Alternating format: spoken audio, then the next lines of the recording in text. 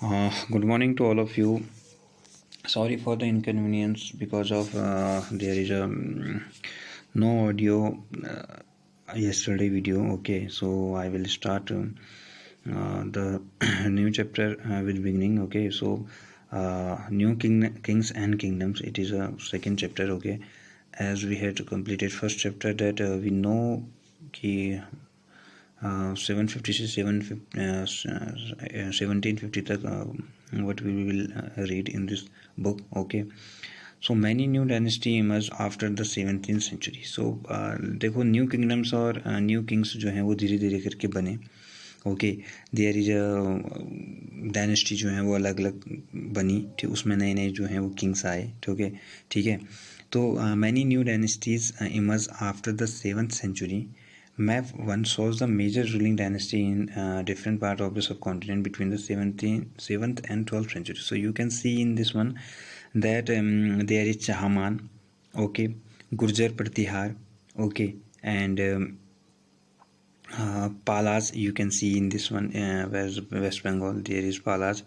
ये पालास का है. ओके, यहाँ नीचे राष्ट्रकूट है. ओके, एंड नीचे चोलाज है, फिर चेराज है, फिर पांड्याज है. So there is different type of dynasty at that time. Okay, and new kingdoms and new kings were ruling their dynasty. Okay, so the emergence of new dynasty, there is a important thing that by the 7th century there were big landlords or warriors chief in different region of the subcontinent. तो वहाँ पर क्या था कि there is landlords और जो warriors chief होते थे वो डिफरेंट रीजन्स पे होते थे. ठीक है, इस सब कॉन्टिनेंट के. सो दे report to the kings. Okay, they under to the kings, and they were known as samantas. ठीक है, because of existing kings often acknowledge them as their subordinate or samanta. They were expected to bring gift for their kings or overlords, be present at their court and provide them with military support. As samanta gained power and wealth, they declared themselves to be Mahasamanta, Mahamandaleshwar. Okay, ठीक है. तो देखो इसमें क्या है कि जो subordinate जो वॉरियर्स और चीफ्स होते थे तो वो किसके अंडर होते थे? किंग्स के. And king would be expected that they would bring for the king gifts और अदर थिंग्स. ठीक है, उनके लिए लेके आए जो गिफ्ट्स हैं और जो अदर थिंग्स हैं उनके लिए क्या करें, किंग्स के लिए लेके आए because they were overlords. Okay, and they declare. Sometimes क्या होते थे कि जो सामंता होते थे अगर वो उनके पास पावर ज़्यादा होती थी एंड वेल्थ ज़्यादा होती थी, so they declare themselves to Mahasamanta and Mahamandaleshwar. Mahasamanta और महामंडलेश्वर ने वो लोग अपने आप खुद को क्या टाइटल दे देते थे, the great Lord of a circle और रीजन. ठीक है, एक बहुत बड़ा लॉर्ड जो है उस रीजन का. And so on sometimes they asserted their independence from their overlords. Okay, one such instance was that of the Rashtrakuta in the Deccan. Okay, जो डेक्कन में राष्ट्रकूटा हैं. ठीक है, initially they were subordinate to the Chalukyas of Karnataka in the mid 18th century.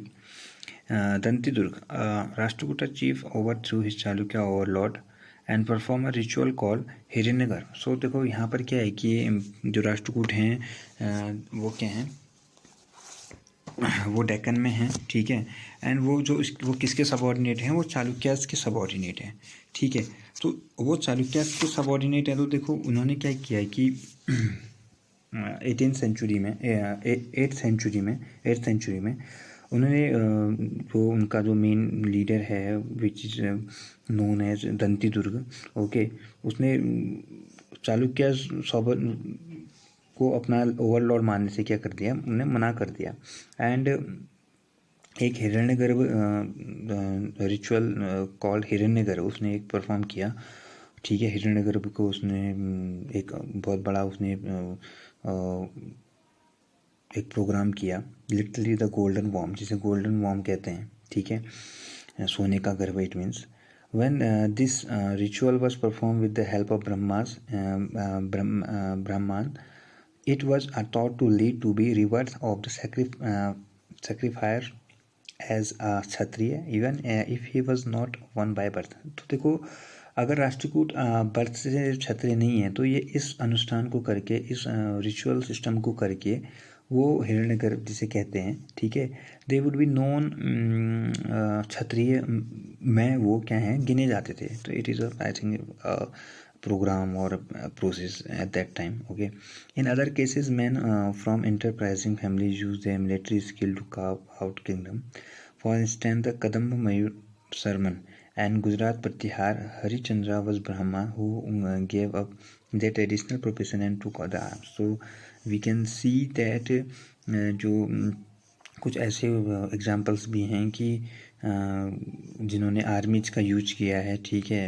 And कदम्ब मयूर शरमण को we can see जो और गुर्जर प्रतिहार हरिचंद्र जो हैं देवर ब्राह्मण, ओके।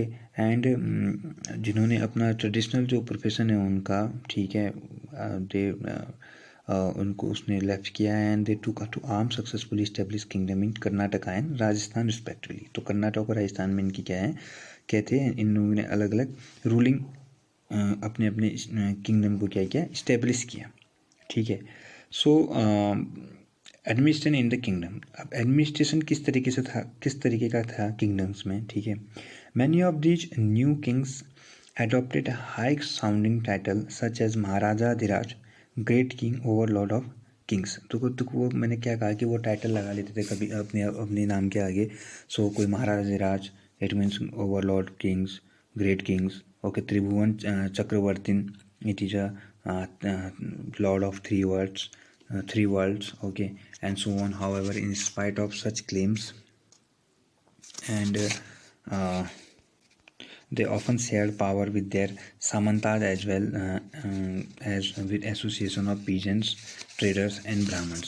तो देखो उनकी जो वो अपने सामंतों और साथ ही साथ जो है किसान वो farmers, peasants and traders and जो ब्राह्मण होते थे उनके ऑर्गेनाइजेशन के साथ क्या थे, देवर एसोसिएट, उनके साथ उनके एसोसिएशन बना के रहते थे।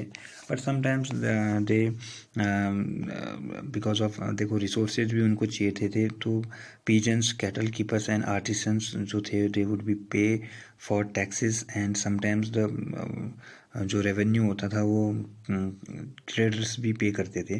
तो ये क्या है कि एक सिस्टम था उनका, ठीक है। उस समय उन्होंने अपना टाइटल लीड किया और ये इनका जो एसोसिएशन बनता था और peasants, cattle keepers, artisans and sometimes the traders were give the revenue, ठीक है, रेवेन्यू कलेक्ट किया जाता था इन सभी से, ठीक है।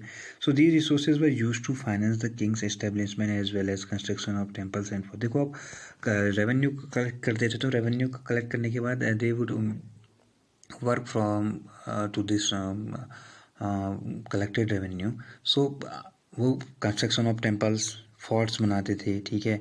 They were used to this revenue to fight wars which were in turn expected to lead acquisition of wealth in the form of plunder and access to land as well as trade routes। so sometimes क्या करते थे वो, जो उनको जब वो war करते थे तो उनको जो भी वेल्थ मिलती थी एक्विजिशन से के बाद, सो वो क्या करते थे उससे